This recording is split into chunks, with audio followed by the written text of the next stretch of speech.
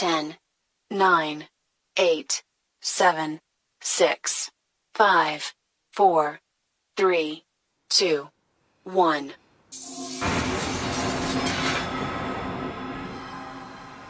Hello and welcome to this, the third and final live broadcast from LORCA Live. I'm the BBC's Ben Thompson, and it has been a real pleasure to host these sessions over these last 3 days.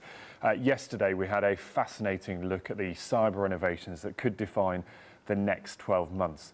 Today though, we are going even further into the future.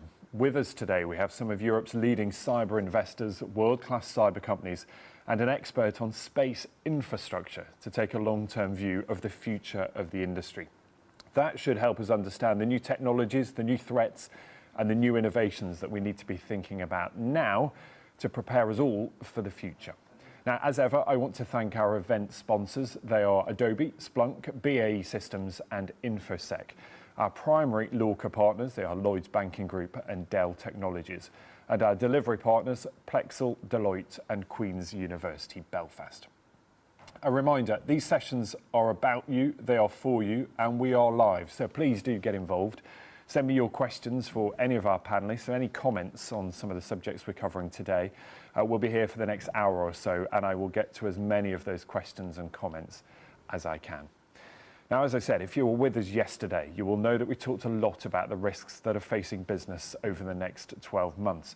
But it is also clear that the nature of risk is constantly evolving. So what could we be contending with over the next 10 years? What do we need to tackle today to respond to the threats of tomorrow?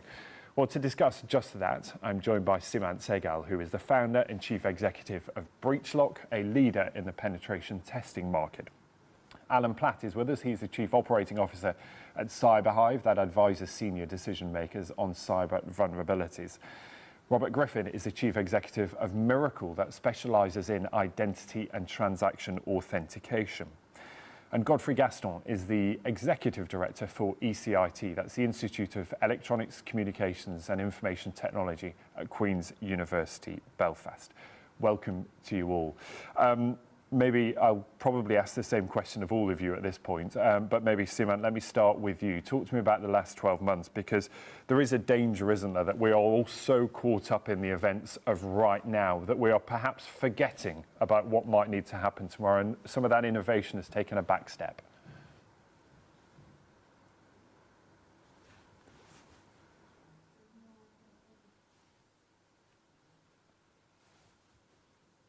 Recently, considering COVID-19 breakout, I would say it was the year of forced transformation, right? Because there was no choice left out of businesses that did not want to move to the cloud or did not want to take the next step from a remote working perspective. They were all forced into that situation.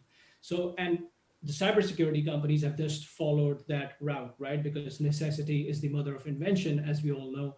The cybersecurity companies also had to take the next step and make all of their services remotely accessible, right? So I think if there's one thing that's really turned out good, despite all the bad things that have happened around us, is this forced transformation that is here to stay for the coming decade or even more.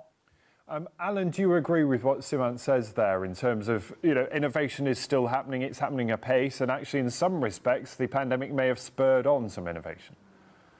Absolutely, I do. So we've certainly seen from our perspective that a number of companies have had to innovate in order to allow people to move to a position where they do have large numbers of people working from home. Of course, it's not without its problems. There are a number of things where people had to move to get people working from home extremely quickly, and perhaps there's a little bit of catch-up to be played in some areas on cybersecurity. But generally speaking, yeah, I believe that innovation has accelerated rather than slowed down over this period. So let's talk about some of the issues that we will be contending with, not just tomorrow, but well into the future. I mean, Robert, give us your assessment of what we will be contending with and what we really need to be thinking about right now. Sorry, I was on mute. Just a continuation, really, of what Alan was saying, and as much as probably the most obvious trend is that of, bring your own device and working from home. I suppose working from home has really injected steroids into the whole bring your own device problem, because you really now don't have the same level of control of the security environment. and of the access points going into the enterprise. And so the need for perimeter controls is greater than ever. And I think that, if you go back to the sort of grassroots essentials of the cyber essentials, they're really, concentrate on the first level of, well, do you know your devices? Do you actually know those areas where you're going to actually get an incoming traffic? And if you don't, then you've really got to act accordingly. And so the fact that people are sat in their homes, very often not using their enterprise device, throws that, very much up in the air. Now, Godfrey, you're coming to this from an academic point of view, and I wonder what role maybe some of your research plays in this in terms of identifying those opportunities and identifying what will change over the coming 5, 10 or 15 years. Yes, well, I think it's actually interesting to draw parallels to the pandemic, and as I was thinking about this panel, it sort of made me realise if you look at what the health industry, if you like, has done, it's probably an order of magnitude improvement in terms of getting a vaccine. So typically, it's taken 10 years to get a vaccine. We managed to get one in about a year or even less, and that's been an unbelievable transformation.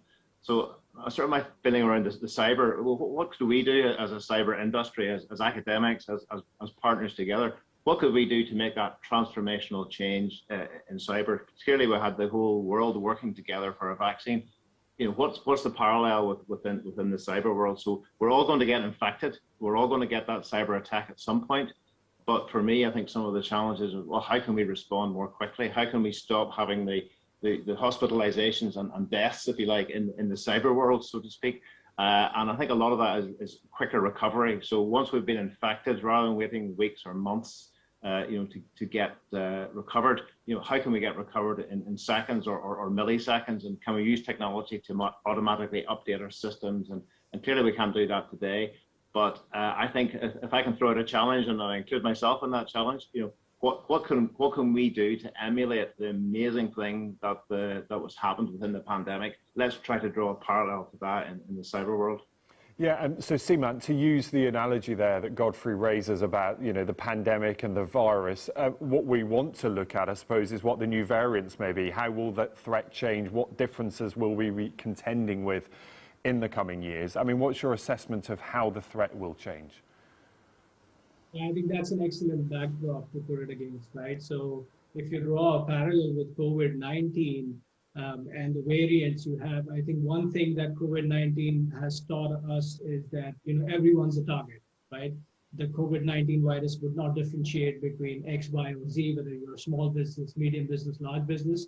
And I think what the SolarWinds and the Microsoft hacks from recent times have taught us is that the supply chain is becoming even more important than it was in the past, right? So there's no way you can consider yourself not being a target just because you're not part of a targeted landscape. It might be that your neighbor is getting targeted now, and because it's a nation state actor, you would just be the collateral, damage receiver of that, right? So I think it's not just that we need to prepare now to kind of secure our own fortress, right? But also look at what are the different components that we are using in our supply chain that might be targeted either today or in future, and what can we do really to prevent that and not getting compromised? Yeah, and Robert, let me bring you back in, because over the past couple of days, we've heard a lot about the role that AI will play in our future. We've heard a lot about how cloud will be so much more important as we adopt more remote learning and more remote working. Give us your assessment of how that will change the way we approach cybersecurity and what we need to be thinking about right now to make sure that that is secure. So, look, I think it all comes down to the user.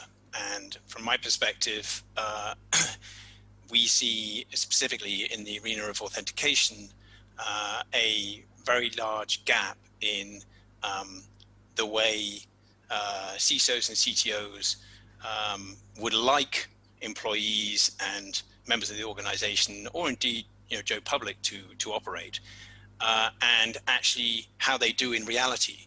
And that's because the solutions that are available to the CTOs and CISOs don't often put usability at the forefront. And from my perspective, just closing that gap and really bringing the user experience right to the fore, so that all the kind of issues around convenience and ease of use are really at the forefront of the buyer agenda, would be very, very important, because I think that's what will really drive adoption. And without adoption, you can be really just out on a limb. Yeah, and Alan, when you're having these conversations with senior leaders, do you get a feeling that they are aware of how the risk is changing, that they are prepared to do enough now? Because the challenge is, taking this seriously enough now to protect ourselves for the future, isn't it? Certainly is, but I'd very much like to echo what Rob says as well. Actually, it's fundamentally the biggest single problem hasn't changed. Most cybersecurity and data breaches actually start with human error. And the thing is, the COVID pandemic and the rise of working from home, which, by the way, is here to stay. Many companies are continuing to work from home even after the pandemic. That brings with it other security risks that perhaps people haven't really thought through as well. So, for example, we've got people working at home using their own devices, as we spoke about BYOD policies earlier. But actually, even if they're using work devices, perhaps their kids have been playing Minecraft on it half an hour earlier, or some people have been using it for other purposes, such as a Zoom call. And it's very, very difficult for organizations to understand how they can actually prevent those kind of viruses or the malware, or even just leaks in data coming off people's devices when they're being used for so many things. And I think it's critical that the thinking needs to move beyond the technology and beyond we should put in this protection and that protection, and it needs to think about users. It needs to think about the basis of how people are using the technology and how that's changing going forwards. Behaviours is key to this. Yeah, absolutely. And Godfrey, I'm interested from a research point of view. What are you most concerned about? And I suppose on the other hand, what are you most optimistic about as we look to the next 5 or 10 years? So I think the one of the biggest challenges is maybe one of the biggest opportunities, and what I mean by that is I think particularly if you look at 5G and look at the challenges that brings around even more hyperconnectivity. I was thinking back to when CSIT started about 12 years ago. One of our challenge themes was cybersecurity in a hyperconnected world, and we thought 12 years ago the world was really hyperconnected, but actually, if we look forward to the next 5 to 10 years, when 5G really truly rolls out, that's when we're really going to have a proper hyper-connected world. And that clearly brings, the attack surface, as they say, becomes even bigger, and the challenges around that become even greater. But then if we flip that around, I think bringing different domains together, what I mean by that is bringing the cyber domain with the wireless and data analytics and the intelligence, machine learning, all of those sort of buzzwords that we hear so much about, and that multidisciplinary approach. We have this terminology within ESIT around secure connected intelligence, which is really bringing this multidisciplinary approach together. And indeed, you can bring in social sciences and human behavior into that as well. So I think that in many ways, these different domains bring additional problems, but I think in a sense, they also bring with them the opportunity to work together to bring even better solutions. So I think that's certainly some of the trends that we see, that organizations who can really work together collaboratively like that are going to start making a real difference. Yeah, and that absolutely has been the message, actually, of all the sessions that we've held over these last few days, about that idea of collaboration. More and more of us needed to work together to address some of these problems. Seaman, Alan, Robert, Godfrey, thank you so much. It's really good to get your thoughts on those issues. And just a reminder too, if you miss any of the sessions that we've had over the last couple of days, indeed anything today, all of it will be made available on lorcalive.co.uk, so you can check out any of the stuff there if you want to listen back to any of the things that we have heard or talked about over the last 3 days. Now, we have, of course, heard about how to secure against cyber threats that will keep us awake at night for the next decade. But what about the investors, the people that are providing the growth capital that make this cyber innovation possible? What do we want to know from them about the technologies that they want and expect to attract investment over the coming years? So to talk about that, let me introduce our next panel. On it, Kerry Baldwin, who is a founder and partner at IQ Capital with more than 20 years experience working as a VC investor in deep tech companies. Kirsten Connell is the venture partner at Octopus Ventures. That's the largest venture capital trust in the UK. Kat McDonald is an investment manager at Albion VC, working on a number of cybersecurity deals and previously executing high-profile transactions at Goldman Sachs. And Henry Mason is a principal at Dawn Capital with expertise in the cybersecurity and data lifecycle space, leading on investments in the likes of Garrison Technology and Quantexa. Welcome to you all. Welcome to LORCA Live. Kerry, maybe let me start with you because, look, so many issues here, but I wonder, first of all, and it's sort of been the same question to most people, you know, what has the last 12 months meant for your part of this equation? And how confident are you about 2021 as far as investment is concerned? For us, it's been, obviously last year we had to operate working remotely and making investments remotely, but we managed to get through that and started to make investments. We're deep tech investors at IQ Capital, so we're always looking for really protectable IP. And it's quite interesting listening to both Rob and Alan. The investments that we've made in cybersecurity during the last year have been very much focused on both those areas. One of them, human behavior. With CyberSafe, really looking at the behavioral risk and making sure that the employees are really improving their security awareness. And also in CyberSmart, we made an investment as well, which is protecting a nation. So in terms of not just, a lot of companies are just focused selling onto large enterprises. What CyberSmart does is protects the smaller companies from the sole traders right up. And that's really, really important. And they're doing endpoint security analysis. So in terms of investment next year, a lot of funds, a lot of companies out there. It's really looking strong. Our deal flow is looking incredible at the moment, as I'm sure everyone else on this panel is. And I will ask you about some of that in just a moment. Kirsten, let me bring you in here as well, because look, cybersecurity really coming to the fore, as we've heard throughout these sessions, but particularly in that last one, as we get used to new ways of working. Talk to me about the importance of cybersecurity within your portfolio. Yeah, of course. Cybersecurity is so key within our portfolio. We like to back pioneering founders. So a lot of the companies we are investing in aren't necessarily solving a problem for today, but we're looking at, you know, the next decade. What are the really disruptive technologies that are coming up? And cybersecurity obviously plays such a fundamental role within that. And so we've backed some really exciting companies, be it Orbit. Companies are going into space, but also for drones. And then of course we were early backers of some of the UK's great cybersecurity companies like Digital Shadows, who've been around for a really long time, as well as Elliptic. So it always has been a key component of what we look for at Octopus Ventures, and that certainly is not going to change moving forward.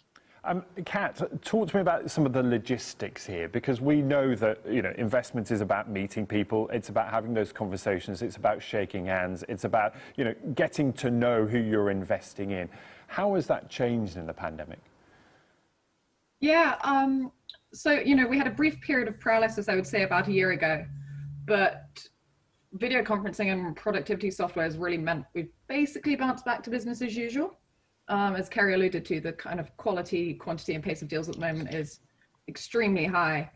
But the in-person piece is an interesting one. You know, pre-pandemic, we would never have met kind of invested in a team without meeting them in person. But we are doing so now, but that is more because we have to. You know, I think the video conferencing software has been amazing at, you know, making everything efficient. Founders can raise in a lot less time. But for me, and I think for most of my colleagues, would still prefer to meet in person if we could, for at least some of that process, because, you know, you learn more in person, more organic and authentic conversations in person. And, you know, as an investor, the assessment of the team and the relationship with the team is such a key foundation for our investment case. So I'm looking forward to getting a bit of that back. Yeah, and Henry, is that your experience too? You actually need to sit down with these people and really see them eyeball to eyeball. I mean, that's the ideal, but like Kat and I'm sure the other investors on this panel, we made lots of investments remotely for the first time this year.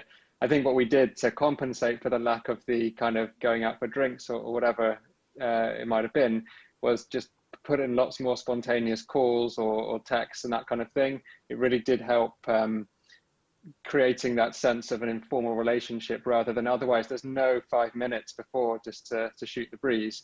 So that's been very useful, and I think we've made 8 or 9 investments and only met the team of 2 or 3 of those in the last year. So obviously we've got big plans as soon as we can to go for those long overdue dinners with them, but in the meantime, we've coped.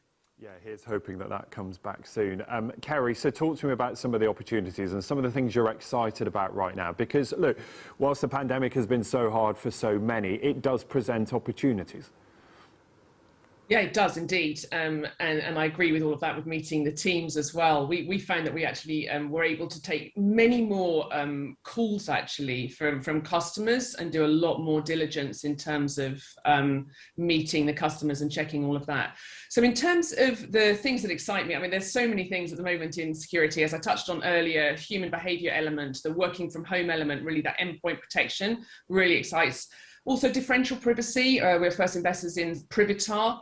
So looking at some things there, also federated learning, looking at some trends that will come through in that area. And I suppose the use of data and sharing data sets is something that we're looking into here. You've got a lot of synthetic data being used at the moment, such as companies such as Synthesized. So we're looking where that can go in order that people can collaborate and work on the same data. Often in different parts of the organization, that's not possible. So I'll start with that and open it up for the others.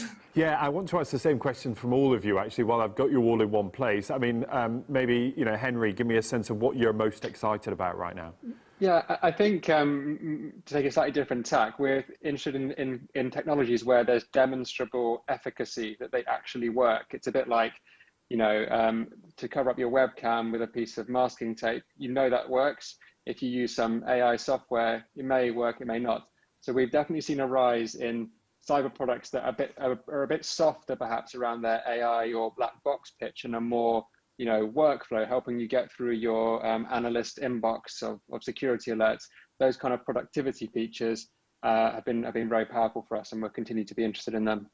Kirsten?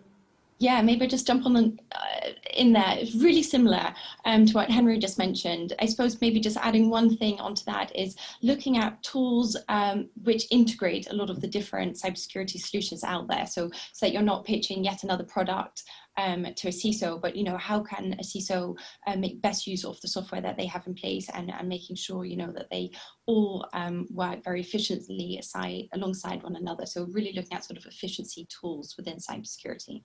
Yeah, and Kat, I mean, just to wrap up that sort of theme, what is it that you're looking at?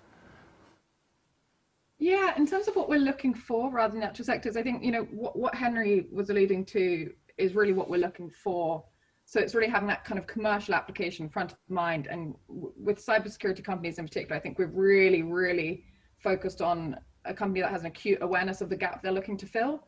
And that's a product of the industry being quite tired of point solutions, and there's a lot of historical fragmentation, which we're all aware of. So that Me Too sort of technology isn't going to scale in cyber. So, I mean, that can also mean that we're also looking to invest in sort of forward-looking markets or solutions that, markets that don't necessarily exist today, I think, but might be big in the future. So one example in our portfolio might be Panacea, which I know you guys know, but we were delighted that last year Gartner created a category and finally recognized CCM as its own category in its own right.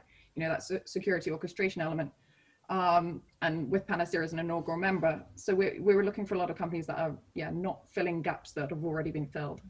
And one of the things that strikes me about all of this is, your job is to make educated guesses, projections about what will be happening next, what the risks will be, where the growth opportunities will be. And the pandemic has taught us, hasn't it, that all of that can change overnight. And I wonder whether that changes your perception of what is a good bet, what is a good opportunity, and maybe where you're willing to put your money.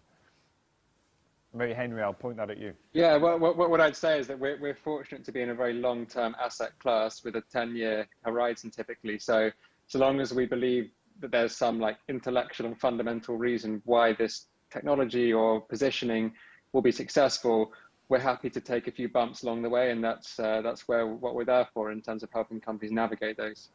Yeah, I mean, is that the same for you, Kerry or Kat? I mean, Kerry, let me bring you in, because does it change the way you make those assumptions or those evaluations on a value of something? What it does do is it makes you very much strongly look at where that market's going to move when you're investing in really early technologies, and what is the agenda inside the buyers. So how are the buyers responding to this? So we very much looked at cybersecurity at the moment in this market, and it's gone increasingly up the board agenda. So it's just there. They're saying, okay, we've got lots and lots of tools in our stack, but what is actually protecting the organization? And we're seeing a trend in terms of inside organizations saying, prove that your data is having an impact. So I'm looking at companies that are targeting that and can actually evidence, obviously, and also that the market is going to be moving in that direction. But cyber is definitely raising up on the awareness at board agenda, and it needs to be there. Kirsten, if somebody is watching this and they are looking for funding, they're looking for backing, what do they need to prove to you, and what advice do you have for them? Yeah, the point that Kerry just made there was really interesting, you know, showing that evidence. And I think when it comes to cybersecurity, and especially when you're working with very early stage companies in this space, it's very challenging to get your first customer to give you that data that, you know, your product does what you say it does.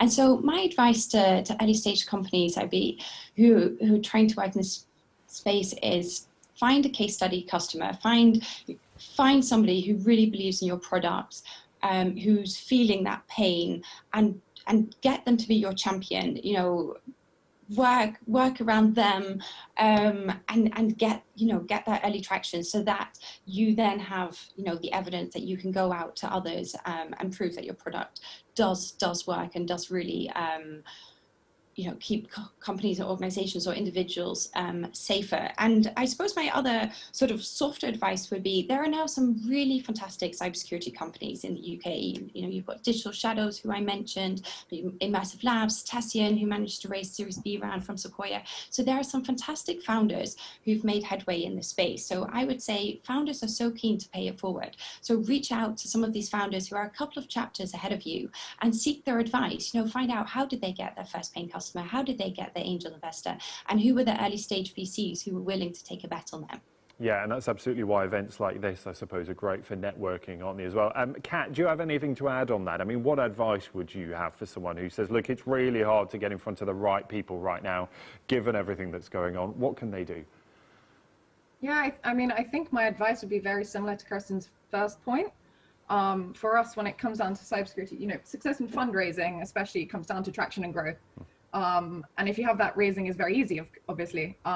So then it becomes, how do you get traction that investors will pay attention to? And that's really, you know, what Kirsten was saying, is having that relentless focus on delighting your probably very fatigued, in this industry, like early customers. You know, listen to them, iterate on the product, and refine the value prop. Because I think, you know, there are two reasons for that. One, CISOs are obviously really tired of more of the same, and actually you might need to take bets that might initially seem to reduce the opportunity, so you can actually work out whether what you're offering is what the customer actually wants. So that's the first thing. And then the second is, you know, again, focusing on the customer. This industry is very much built on credibility and trust, and investors are going to reference the hell out of your early customers. So making sure that they're good ones and investing early in customer success is really important. Yeah, and Henry, you talked about, you know, long-term timelines here.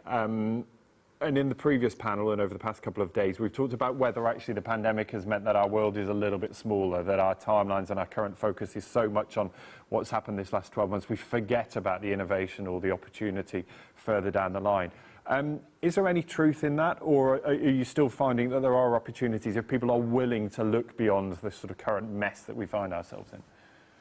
I mean, just to come back to what Kat was saying, the ideal for any VC is a company that's already succeeding in terms of commercial traction, but we do have the privileged position with VC money to, you know, take some of the rough with the smooth and look further down the line. So I think it is, even forgetting if you have a bumpy few quarters, really being clear about why, I think as Kerry was mentioning, you are set up for long-term success can still get you funding if you're, you know, if it's a deep tech solution or there's something that's inherently long-term about what you're doing. I still think it's possible to raise, even if you know, the customers aren't there today. Kerry, what are you most excited about right now? Just meeting awesome founders that have bold visions. And my advice to founders right at this moment is do your homework and really make sure that, you know, leaning on some of these points that we've heard today, just reach out early, well in advance of your round, and start getting some feedback, and be generous with your time. Excited about so many investments. I mean, we're just meeting so many incredible founders with such great bold, visionary companies, and that's why I do what I do. I'm interested. What makes them bold and visionary, Kerry? When you sit down with them, be it on a video call or in person, what is it you look for? I personally look for the connection that's there, because we're going to be working alongside each other for a long time. I look at the way that we can talk, we have a conversation, and how we challenge during that phase. Don't just come into the room and just present something. We say, have you thought about this? Have you thought about that? It's exploring. And as soon as you get to that phase with a founder that suddenly they just start thinking, well, I came in talking about this, but actually, but behind this, there's this, and I could take it here, and I could take it here. And this is what I look for. I look for thought leaders in their space that say, I can do this, but my company could go on and go here, here, here, continuously. But that listening, connection, and just working through things, even before we've made a term sheet, even before we put a term sheet on, we're just exploring and talking the whole times. Do we get on? Is a really important one. Yeah, and Kosa, do you find that's the same, from your point of view, that it's just about that excitement that you need to see in their eyes? Yes, absolutely. I couldn't agree more. And I've made some angel investments into cybersecurity companies, and it always comes down to the founder for me, because ultimately it's the founder who's going to have that conviction to make some great early hires, who can sell their vision to a team who could be earning huge salaries at large corporates, yet they're going to join this really risky early stage startup, and a founder who's going to be able to raise investment. So I think ultimately it comes down to the founding team to just be truly exceptional, to turn their business into a success. And that's what I think convicts me every single time. Well, let's hope there is much more to come down the line. I'm really grateful for your insight, to all of you, to Kirsten, to Kerry, to Kat, and to Henry. Thank you so much for sharing some of your thoughts there. Really useful advice, I'm sure, as well. Now, a little bit of inspiration for us all, if that wasn't inspirational enough. A man who is going to take us to outer space. Rob Myerson is a former NASA engineer. He's best known for his role developing reusable rocket launch systems before working for Blue Origin alongside Jeff Bezos. He is now the chief executive of De La Lune Space, an operating partner at C5 Capital, and an executive at the American Institute of Aeronautics and Astronautics. I'm really pleased to say that Rob is with us this afternoon. Rob, welcome to LORCA Live. Thanks for being with us. Tell us a little bit about your background, because you could say it's quite a journey, isn't it, from NASA to investment. Just explain how that happened.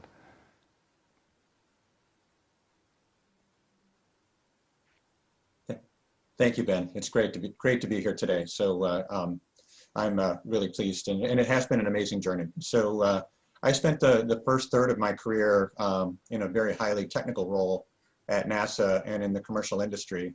And I spent the second third of my career at Blue Origin.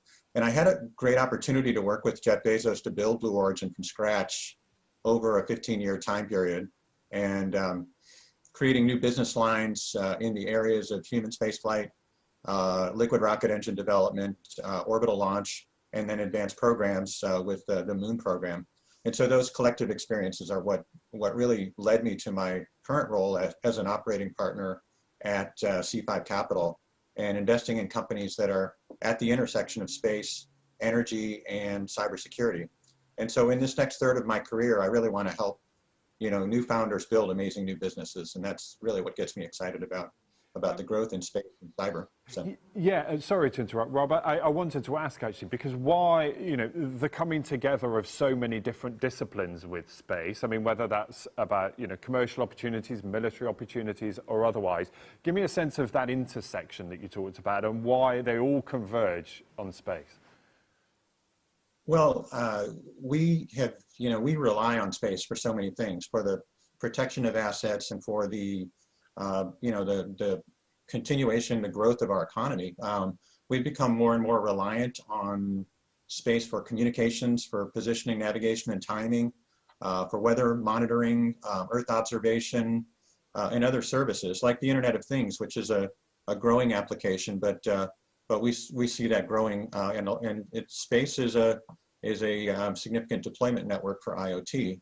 So you can think of these space systems as utilities, as part of our critical infrastructure, and rely on them for everything, like predicting the weather, pumping gas, tracking wildfires, and navigating our way home. So many of the capabilities have been developed in the past for military use specifically, like GPS.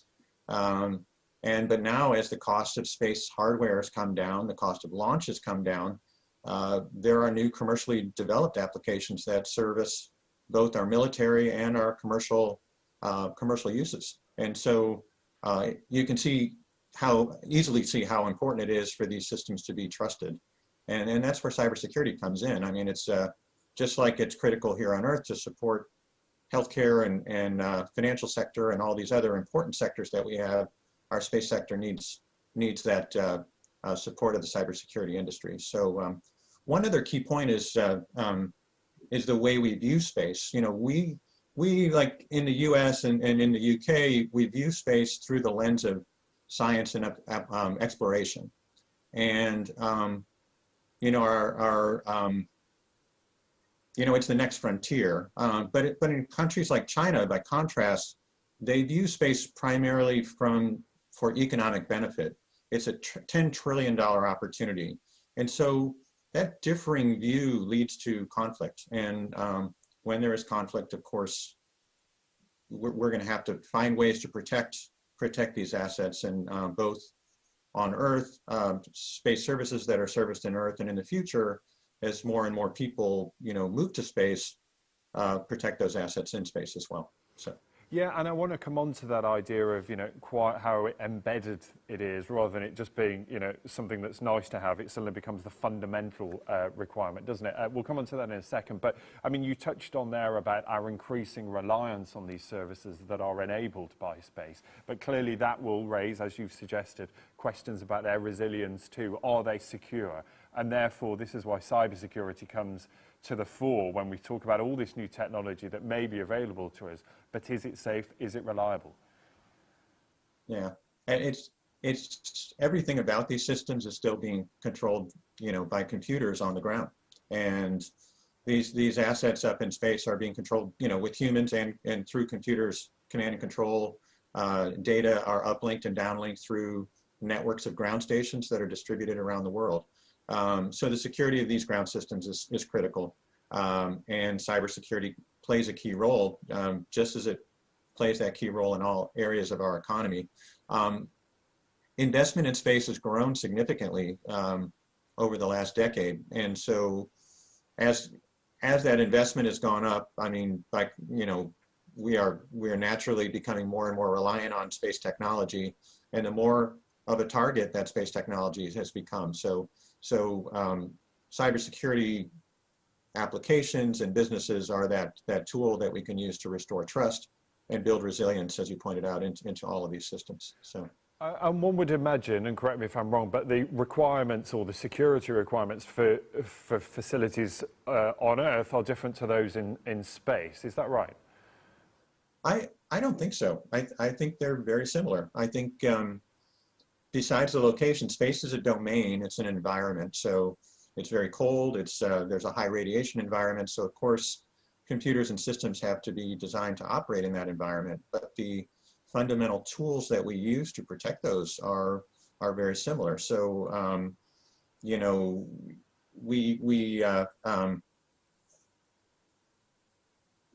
as I think the future, we'll need more autonomy in AI in space to support a growing human population, and to grow systems that are human tended, not supported full time by people. But we'll need to transition to more sophisticated systems. But that's not unlike any challenge that we have here on Earth, Ben. So. Yeah, talk to me about that perception maybe that is different around the world. Different countries have different perceptions of where space figures in their planning. And maybe give me a sense of who is doing this better, who is doing this right in terms of it not being, an add-on, but being a fundamental part of their planning, be that infrastructure planning, security planning, or even military planning. Oh, I think certainly I think the U.S. is doing some great things. I think the U.K. is doing some great things in their national review. The U.K. is putting together a space strategy this year that'll be be published this summer. I think they're establishing a new Space Command. In the US, we've created the new Space Force and Space Command. In the UK, you're developing a new launch capability, which should have a first launch from Scotland in 2022. And then I think international collaboration is an important part of any space program. I don't think you can do it alone. I think the US has been a big part of the International Space Station, and that international partnership has been a very important part of bringing nations together. The European countries, including the UK, the Japanese, the Canadians, and of course the Russians. I think this is one area where these spacefaring nations have gotten together and found common ground to work together to advance science and to advance our understanding of humans living in space. So. Yeah, it's really interesting that you suggest there is enough collaboration, enough cooperation. Could it be better? Are there areas where you think there are possibilities for more collaboration, for countries to think, look, this is a global issue, a global problem, and one that we can tackle together? Well, I think it's a global opportunity, and I certainly think it's one that we can tackle together. The Artemis program led by NASA is brought in international partners, including the Australians, the European countries, the Canadians, the Japanese. And again, it's the Artemis program is to go back to the moon and take the next woman and the first woman and the next man to the moon. We'd like to see that happen. We'd like to see an international partnership make that happen. And I say we, speaking globally for the space sector, I think we all want to see that happen. And it's, I think it's important to continue our learning and our advancement, both in science and exploration and economic considerations. I think there's a lot of opportunity to be had from understanding, from living on another planet and understanding what we can achieve there. So. And Rob, that leads me perfectly into my next question, which is, what are those opportunities? Because, a lot of businesses that will be looking at this are saying, where do I get in on this? Where are my, opportunities? Cybersecurity clearly can solve a lot of those problems, but where do you see the real growth coming from?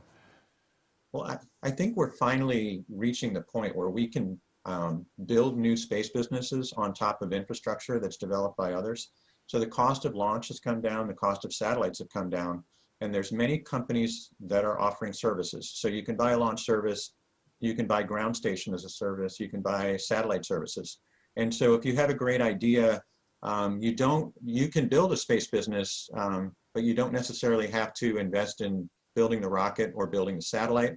And those services can include things like data analytics on Earth imaging data or many other things. I think a near-term big opportunity is going to be the development of destinations in space. At C5, we recently invested in Axiom Space, and that's a company that is based in Houston and building the next private destination in space that will be attached to the International Space Station. These businesses I talk about can be tenants of another business like Axiom Space, where they're conducting research or doing in-space manufacturing or some other business in low Earth orbit. So we'll soon see companies manufacturing products in space that improve life on Earth. Things like pharmaceuticals, 3D bioprinting, specialty materials for automotive, for aerospace and other uses can be made in space and brought back to Earth. And then in the future, as that economy develops, I see a future where things are made in space for use primarily in space. So. I did promise everyone that you were going to inspire us, Rob, and I love all this stuff.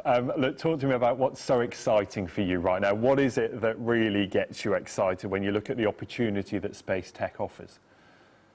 Well, I've had an opportunity to build, and I've had an opportunity to be in the field and launch a rocket and watch a rocket actually come back and land on its landing pad, which is pretty exciting. And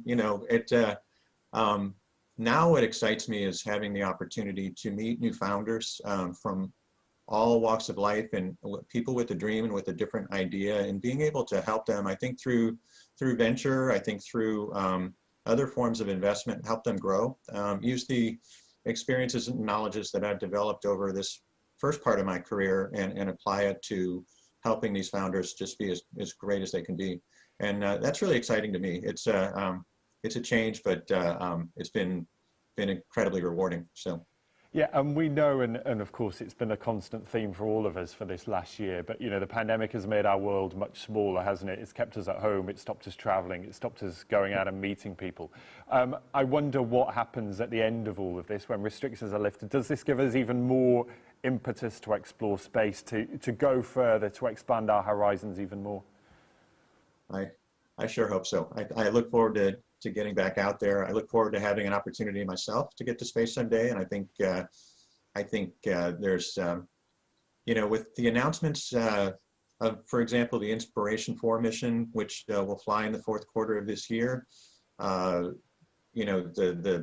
astronauts that'll fly on that private mission are just announced, and these are normal people, like you and me, that have a dream and have an opportunity, and I'm excited to see what new opportunities come here in the near future, because we're at the very beginning of the commercial space. This really is the dawn. Just 18 months ago, we couldn't buy a service to take people to space, and now we can. So it really is the very leading edge, the very beginning. And Rob, I started today's session talking about how we're going to look 5, 10, 15, 20 years into the future. It is a big question, and we know things can change, but I wonder, paint a picture for us, if you will, 20 years from now, what will space look like for all of us? Well, I think humanity is going to start to move into space, and I do believe in the idea that our plan B is to make plan A work. Earth is a great place. We want to preserve it, and I think moving people and industry to space can be a part of our global security and our global protection kind of plan in terms of preserving Earth for the long term for humanity. I think 20 to 50 years down the road, I think we will see a significant number of people living not just in low Earth orbit but on the moon, and finding economic benefit, whether it be from mining water ice, which is at the poles, or other resources or volatiles that are in the lunar soil that can be used to support life in space or on Earth, back on Earth. So. And you would hope to be part of that. We would all hope to be part of that. I mean, are we talking 5, 10? Give us a sense of timeframes. Oh, I think we're talking decades, and I would hope to have a part in making that happen, and I certainly hope my children will be a part of that. I'm look forward to seeing how this all plays out. So. Rob, it's been fascinating to speak to you. Thank you so much for being with us on LORCA Live. I've really enjoyed our conversation. Really, as Build inspired us about what might happen next. So I'm grateful for your time this afternoon. Thanks, Rob. Thank you, Ben. Now, we are almost at the end of this, which is, of course, the third day of LORCA Live. I really hope you found it as useful and eye-opening as I have. Thank you to all the team, the tech team particularly here, for making all of this happen, because, look, they've brought us all together, even though we can't meet in person as perhaps we would like. You may notice the man behind all of this is back with us. He is Saj Hook, the director of LORCA. Saj, nice to see you. Welcome back. And look, what a fascinating 3 days. So many speakers we've got through, so many issues we've talked about, and I know you want to close with a few remarks. Yeah, absolutely. Thanks, Ben. Thanks again for all of your help, and I'm glad you've enjoyed it. So, it's a real privilege to have the opportunity to close out this year's LORCA Live, and what a journey it's been over the past 3 days, exploring the big issues now, near and next.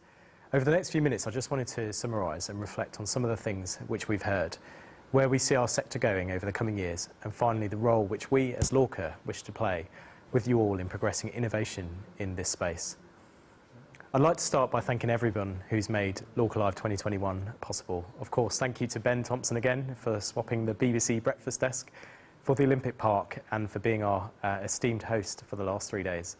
Thanks to all of our speakers over the last 3 days and to everyone who has attended virtually, tuned in and shared our content across social media. And thank you to everyone who's been involved in the workshops that have been running throughout the week too. I also want to thank the Department for Digital Culture, Media and Sport for its ongoing support for LORCA specifically the Minister for Digital Infrastructure, Matt Warman, for giving our opening keynote address on Monday too.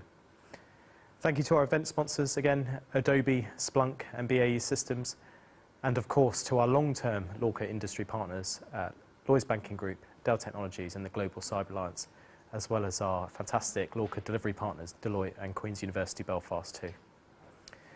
I should also mention everyone who has played a role in our LORCA network over the last 3 years too. Our pioneering startups, they are the value builders, the job creators and the risk takers within us, and our dedicated advisors, mentors, and the many cyber leaders who join our needs accelerators, workshops, and volunteer their time to support and mentor those startups too. Finally, I wanted to thank my amazing Plexel colleagues for their passion, energy, and commitment to driving the cyber innovation agenda forward. So last September, we wanted to create a virtual festival that befitted the ambition, growth, and resilience of the cybersecurity sector, a sector that was bucking the trend by driving investment, revenues and job creation in the face of a global health and economic crisis. So if last September was an experiment, 6 months later, this way of delivering feels strangely normal now, and yet just another small indicator of how much our worlds have changed around us. And whilst we didn't want to add to everyone's Zoom fatigue, we wanted to deliver another LORCA Live in quick succession, as it was incumbent upon us to continue to recognise the extraordinary role that cybersecurity startups have played throughout this pandemic and are doing so in consolidating the UK's position as a globally competitive tech nation. The government announced that the British cyber sector is now worth £8.9 billion. Our own analysis from LORCA showed that cyber startups alone raised £651 million in 2020, an increase of 50% on the previous year. More broadly and recently, the recent Tech Nation report showed that London is behind only San Francisco, Beijing and New York in terms of attracting tech VC investment. And the UK startup and scale-up ecosystem is valued now at $585 billion, more than double the next most valuable ecosystem. Of course, there are challenges within the UK cyber startup landscape. For instance, funding for companies that have never previously raised investment before has become harder to access during this pandemic. However, it is clear that the UK cybersecurity industry and the startup ecosystem in particular will be a driving force in the economic recovery and must be protected, nurtured and encouraged to realise its full potential. However, this is not just an economic story. Over the last 3 days, we've examined the impact of the pandemic on the political, business and social landscape. 2020 will be potentially remembered as one of the most challenging years in our modern history. It is clear that the cyber risk landscape has also significantly shifted during that time. The great work from home experiment has fundamentally reshaped our economy, catalysed the transition to permanent distributed working practices, and with that it has created new risks as well as opportunities for cybersecurity. We've heard over the past 3 days about the increased pace and frequency of nefarious cyber activity. We've seen major supply chain attacks and the exploitation of zero-day vulnerabilities at scale by state-sponsored actors. We've also heard about the continued rise of ransomware and the havoc it continues to cause through the interruption of critical economic functions and key business services. As with most things over the past year, crime has also continued to move further online, and it has expanded its scope and its reach. But we've also looked at the innovations and the emerging technologies gaining traction now that will reshape the way we do business, travel around cities, enter countries, and buy and sell goods, perhaps even go to space. And today we've looked into the future to try and forecast where technology might take us, trying to understand where the money and investment will lead us in terms of new billion-dollar companies, and even considering why space is very quickly becoming the new frontier for digital innovation and the emerging digital economy. We've heard world-class experts, technologists and innovators talk about some of the biggest challenges facing society. They've discussed disinformation and fake news, the future of democracy, vaccine passports and digital identities, financial disruption, levelling up regions across the country, national security and increasingly sophisticated attacks on privacy and data. We've also heard about the unintended consequences that may also emerge from innovation and how we must all play a role in innovating responsibly. Each and every one of these huge topics is a cybersecurity issue. What's fascinating to me and what makes this such an exciting time to be involved in cybersecurity is that a cyber conference in 2021 isn't about coding or black hats or penetration testing. It's about the biggest challenges facing policymakers, heads of states, and business leaders around the world. And as such, we've tried to create a diverse and wide-ranging conversation about these issues, because they are the big questions that cybersecurity practitioners that we know are trying to find answers to. Without a doubt, the cyber startups and the companies that find these answers will be the breakthrough businesses and category-defining players who will shape markets over the next 10 years. So what of LORCA's role in all of this? Well, as Charles Erting said yesterday, we need to increase collaboration and open up channels of communication to progress. And if there's one thing this pandemic has taught us all, it's that global problems require global solutions. This is equally true for cybersecurity, which is why we have always advocated an ecosystem approach to solve cybersecurity challenges at scale. Cyber cuts across all verticals and all borders. It is an enabler for all technology innovation, and in an increasingly digital world, underpins everything that we do. At LORCA, we have taken a systems approach to accelerating growth and driving cyber solutions forward.